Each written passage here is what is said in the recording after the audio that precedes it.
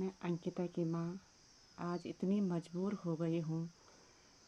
मुझे कहीं से भी मुझे न्याय की उम्मीद नहीं है। जैसे कि आप सभी को पता है कि हमने जितेंद्र रावत को अपने केस से हटाने के विषय में कहा था, लेकिन इस विषय में कोई संज्ञान नहीं लिया गया।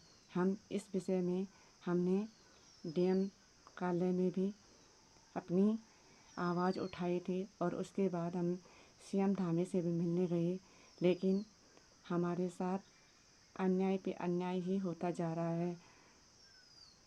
वो जितेंद्र रावत को इस केस से हटाना ही नहीं चाहते, लेकिन जब तक जितेंद्र रावत हमारे इस केस से नहीं हटेंगे तब तक हम कोर्ट में भी नहीं जाएंगे, क्योंकि हमें जितेंद्र रावत पे भरोसा ही नहीं है। क्योंकि जितेंद्र रावत ने एक नहीं कई बार गलतियां की है। 164 के बयान उन्होंने उलट पुलट करके बहुत सारे ऐसे आरोप हैं जो जितेंद्र रावत ने किए हैं। हम इसी से परेशान हो रखे हैं कि जब हमें न्याय ही नहीं मिलेगा तो हम कोर्ट में आकर क्या करेंगे। मेरा उन सभी गवाहों से अनुरोध है कि वो भी कल 30 तारीख को कोर्ट में न आए, क्योंकि वो सभी उस बेटी को न्याय दिलाना चाहते हैं। तो फिर जितेंद्र रावत तो न्याय हमें नहीं दिलाएगा, क्योंकि उन्होंने पहले से ही बयान उलट पुलट कर दिए हैं। अब हम उन पर भरोसा नहीं कर सकते। मेरा सभी से अनुरोध है कि कल गवाही देने के लिए कोर्ट में मत आना। जब तक जितेंद्र रावत इस केस से हट नहीं जाते हम कोर्ट नहीं आएंगे। और मेरा सीएम धामी से भी ये अनुरोध है कि वो हमें क्यों न्याय नहीं दिलाना चाहते।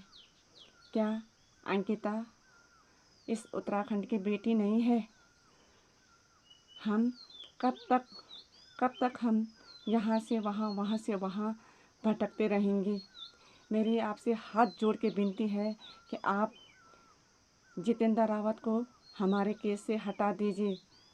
ये वो माता पिता कह रहे हैं जिन्होंने अपनी बेटी को खोया है। हम चाहते हैं कि मेरे बेटे को न्याय मिले। आपसे इतना नहीं हो पा रहा है कि आप उन माता पिताओं की बात सुने। जब हमें जितेंद्र रावत पे भरोसा नहीं है तो आप क्यों ज़बरदस्ती उन्हें उस केस में दखल अंदाजी करने के लिए कह रहे हैं। हम तो उन पर रत्ती भर भी हमें भरोसा नहीं है। कभी उन्होंने हमें एक फ़ोन करके भी ये नहीं कहा कि आज फलाने की गवाही है। जब भी हमने उनसे फ़ोन करके खुद बात की है तो वो हमें यही कहते हैं कि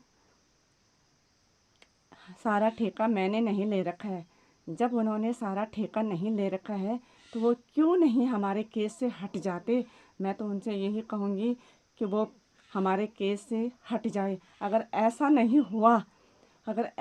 हुआ तो मैं और अंकिता के पिता आत्महत्या करेंगे और इसकी जिम्मेदारी शासन और प्रशासन की होगी, क्योंकि अब हम माँ बाप बहुत मजबूर और लाचार हो गए हैं। हम कब तक हम सड़कों पे रहेंगे।